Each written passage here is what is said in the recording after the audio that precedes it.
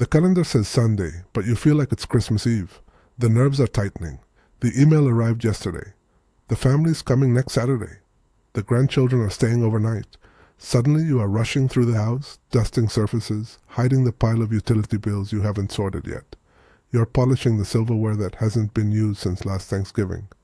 You look around the living room and you think, is it clean enough? But deep down, you know the panic isn't about dust. It's about something far more subtle and far more embarrassing. It's about the air.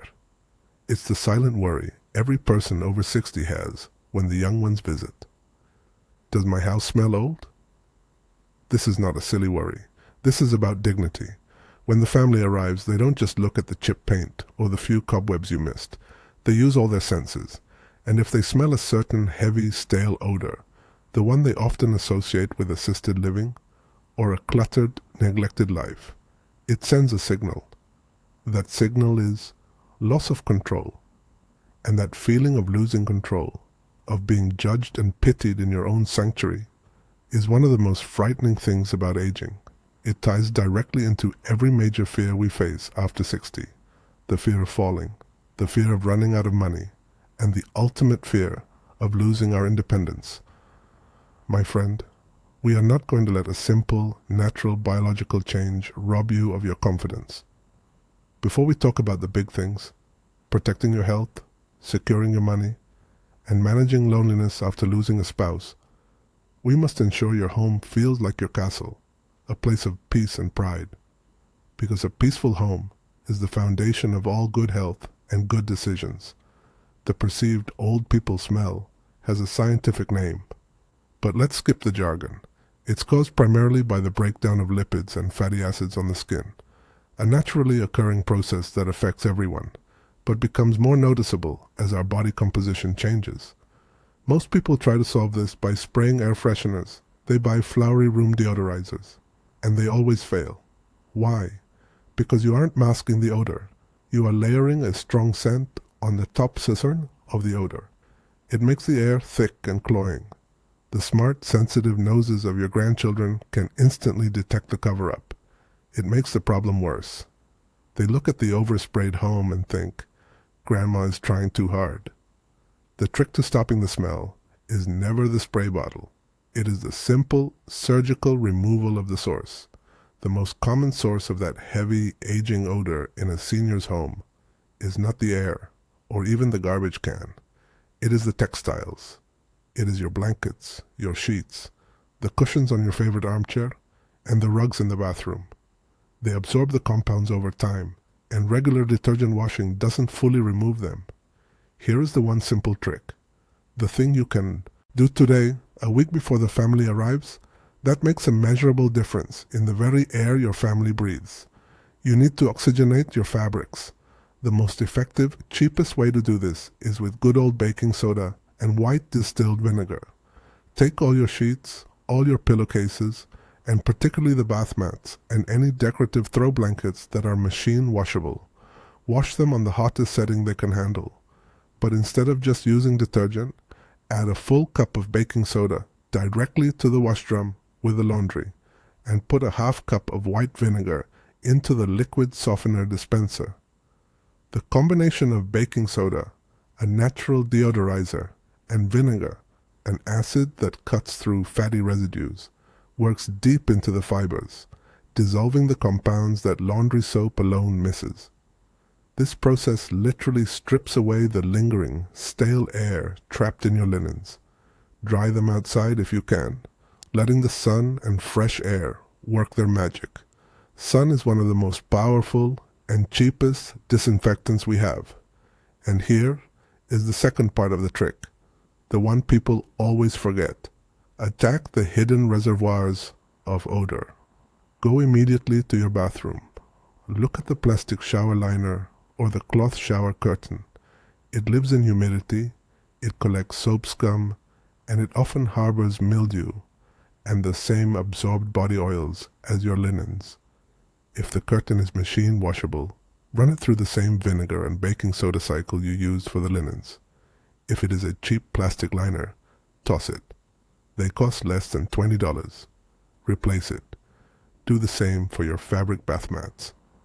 When the grandchildren walk into your bathroom, the place where every odor is amplified, it will smell like pure, clean steam. You have now created a clean, fresh-smelling environment that speaks of care, dignity, and control. This simple trick buys you peace of mind and, crucially, respect. Now that the foundation is sound, we must turn our attention to the second, deeper threat to your independence. The threat that doesn't just embarrass you, but can actually stop your life in its tracks. We're talking about your physical health, your hidden risks, and the 3 habits people over 60 abandon too soon. Habits that lead directly to the doctor's office, the hospital, and the loss of your right to age in place. Next, we look at what to watch for in your body tonight. We will discuss the quiet, overlooked warning signs that signal a coming fall. And we will review the crucial medical appointment you should never skip, even if you feel perfectly healthy. Stay with me, darling. We are just getting started on the wisdom you need right now. My friend, we have secured the living room and the linen closet. We tackled the dust and the ventilation. But we need to be honest with ourselves now. The deepest dignity starts not with the house, but with the habits we maintain for our own bodies. You see, the truth about that specific scent, the one we worry about when the grandkids hug us, is that it is deeply personal. It comes from natural body chemistry, changing as we age. Our skin produces different oils, and they break down faster. This is natural. It's not a failure. But we can absolutely manage it with wisdom, care, and extremely simple habits. The first habit involves the shower, and please listen carefully. I know that sometimes the shower feels like a chore, or even a danger zone. Maybe your joints ache, or you worry about slipping. So, you rush it. But rushing the wash is exactly what traps that scent. When you bathe, do not just splash water and soap quickly over your main areas. You must become thorough again, especially in the spots that collect moisture and oil. Think of the places the sun doesn't usually reach.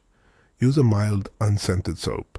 Harsh deodorizing soaps can actually dry out your skin too much, leading your body to produce more oil to compensate. Stick to gentle, pH-balanced washes. Spend an extra minute scrubbing behind your ears, in the folds of skin under the breasts or belly, and especially between the toes.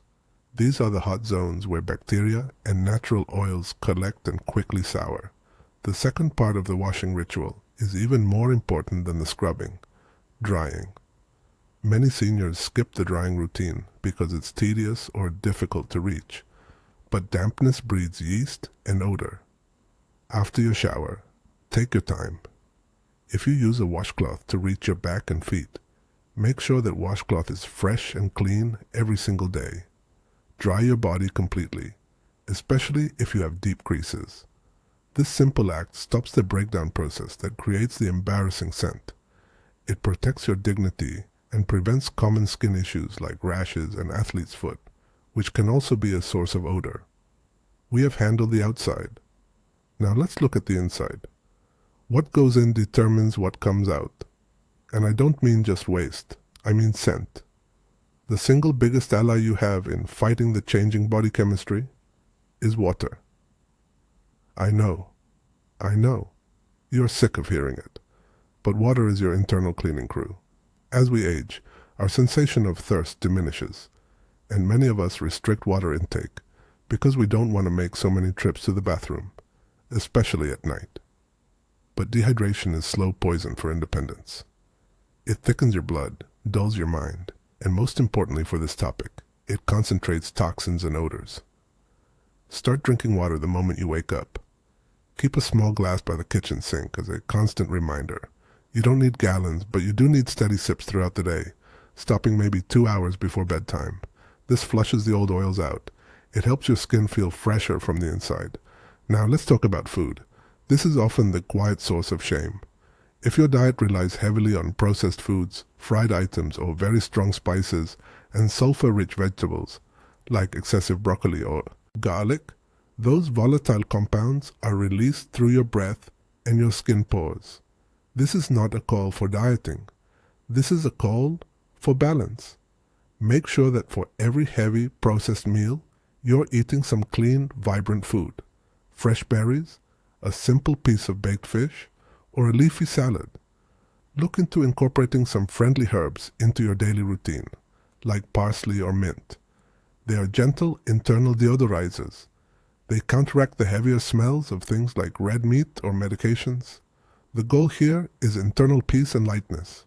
When you feel light and clean inside, your confidence shines when your family arrives. Finally, let's revisit the laundry room for one last trick, one that applies specifically to our nighttime wear and towels. Even after washing, sometimes the oily residue from our bodies clings to fabrics. You wear that residue again, and the smell is reinforced the moment you get warm. This is where you use the grandma's secret weapon, white vinegar. Keep a bottle next to your laundry soap. When you wash your sheets, towels, or night clothes, pour half a cup of plain white distilled vinegar into the fabric softener compartment. Don't worry, the clothes won't smell like pickles. The vinegar neutralizes the old smells and bacteria, especially those deep-set oils, and it washes completely out during the rinse cycle. You will be left with truly fresh, clean fabric. This simple, cheap trick will multiply the effectiveness of all your personal hygiene habits. We have addressed the home, we have addressed the body, and we have addressed the clothes. We are building dignity brick by brick. You should be feeling much more secure about the next family visit already. But maintaining this peaceful independence requires more than just cleanliness. It requires financial clarity and sharp judgment when dealing with modern pressures. In the next part, we need to turn our attention to the great dangers facing those of us over 60. Financial loneliness, and the devastating trap of clutter that affects both your wallet and your health. We've talked about your skin. We've talked about the simple choices you make about what you put into your body every day. But even if you are meticulous about personal hygiene, you know the truth. The house itself holds memories. And unfortunately, it holds smells too. Nonanol doesn't just cling to your skin. It settles deep into the fabric of your life. It absorbs into upholstery, towels, and the clothes you keep folded in the drawer. When the house feels heavy and stale, it affects your peace of mind. It makes that worry, that secret shame, come rushing back every time the doorbell rings. We must make the home a sanctuary of freshness. Think about your sheets. Think about your bath towels. These are the worst culprits. They absorb moisture and oil quickly, and once nonenal is in that thick fabric, regular laundry detergent often just masks it with perfume. It doesn't truly eliminate the core problem. Here is the simplest, cheapest trick that costs almost nothing and changes everything about the freshness of your home. This is the one specific trick from the title that I want you to start using today.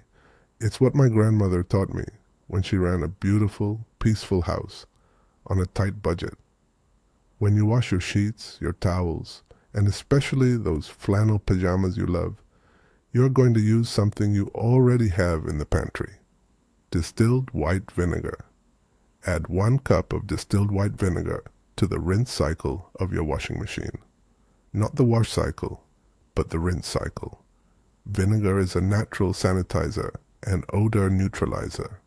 It pulls the old oils and minerals right out of the fibers without adding harsh perfumes that just cover up the underlying smell. You won't smell vinegar when the clothes come out of the dryer. You will just smell nothing at all, which is exactly what you want.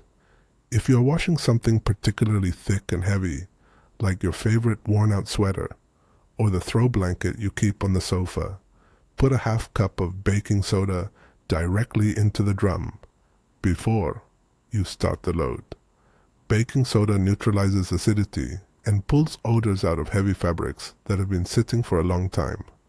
This protects your health because you are breathing fewer harsh chemicals, and it protects your money because you are extending the life of your clothes and saving on expensive, heavily perfumed detergents.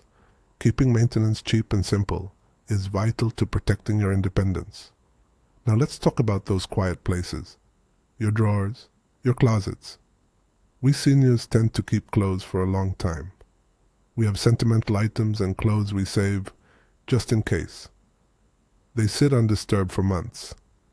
That faint, stale air you notice when you open your bedroom drawer, That's part of the problem. That stagnant air allows the specific oils on the clothes to intensify their smell. This isn't about throwing things out. This is about maintenance.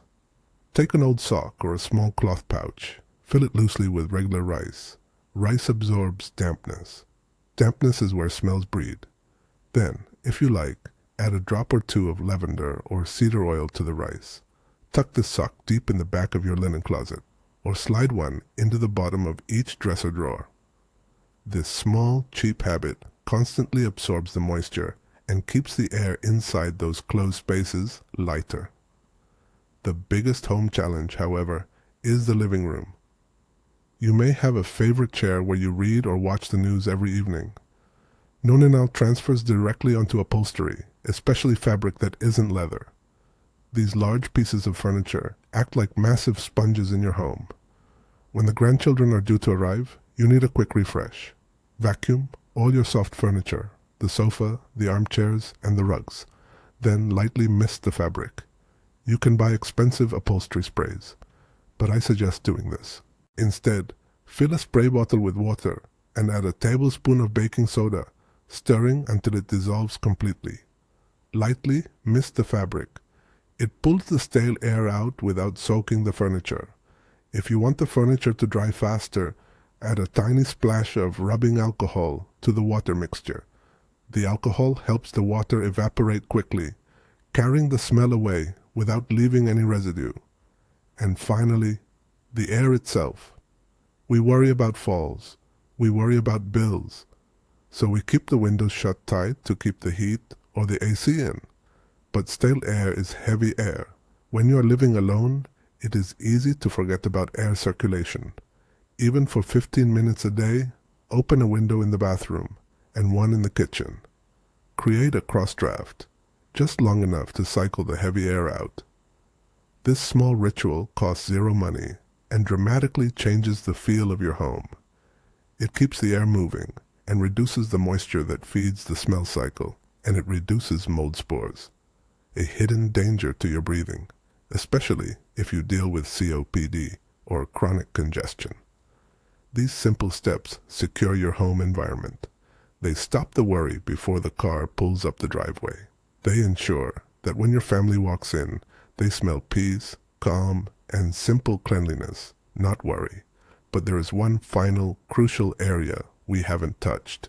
It involves health, dignity, and a very private matter that many seniors ignore entirely because they think it's too embarrassing to mention. If you want complete peace of mind, we must address the internal causes that require simple, strategic health adjustments. It's the most common reason for feeling ashamed when you visit the doctor or use a public restroom. It has to do with how medication side effects, hydration, and a specific organ that changes dramatically after age 60 affect your entire system. That is the essential wisdom for the final part of our conversation, and it might be the most important habit you start this week. Dignity, dear friend, is not just about what guests see when they walk in the door. It is about what you feel when you wake up in the morning. We have addressed the linens, the light, and the need for fresh air. We have found ways to banish that particular sensory memory that worries us so much. But we must remember that our body is our first home. If we want lasting peace and independence, we must maintain the core structure itself. This involves two essential things that protect your pride: water and words. First, water. It sounds too simple to be wisdom, but dehydration is the silent enemy of the senior body. It affects skin health, metabolism, and mood. If you are not drinking enough clear water, everything struggles, including the body's ability to naturally refresh itself. Make a rule: 4 glasses before lunch. Keep a bottle by your chair, even if you hate getting up to use the bathroom. That small inconvenience is worth fighting the mental fog and the physical slowdown that comes from running dry. Hydration is energy. Energy is the ability to keep your home tidy. Now, the second essential protection: words. We must use our words wisely, especially with our doctors. You deserve to be treated with respect, but you also owe it to yourself to be completely honest about your symptoms, your pain, and your worries. When the doctor asks, "How are you?" do not just say, "Fine." That is a dangerous word for anyone over 60. Tell them about the pills that make you sleepy. Tell them about the ache in your hip that keeps you from walking to the park. Tell them if you're lonely. A quick visit to the doctor with half-truths might save you 20 minutes, but it could cost you years of healthy independence later on. Your independence is your greatest asset, worth more than any savings account. Guard it with truth. Let's move now to the other great pillar of a peaceful senior life: financial dignity. A clean home can be ruined by a worried mind.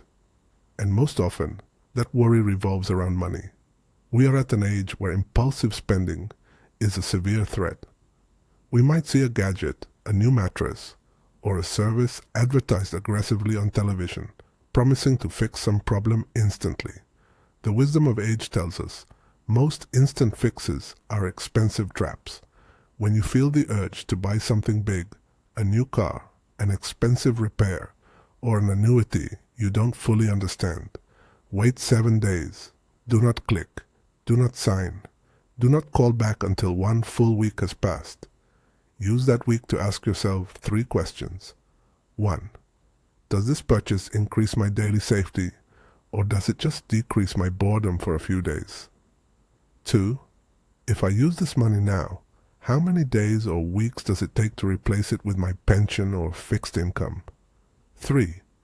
Am I buying this because I truly need it, or because I feel obligated to leave more things to my children? Remember this crucial truth.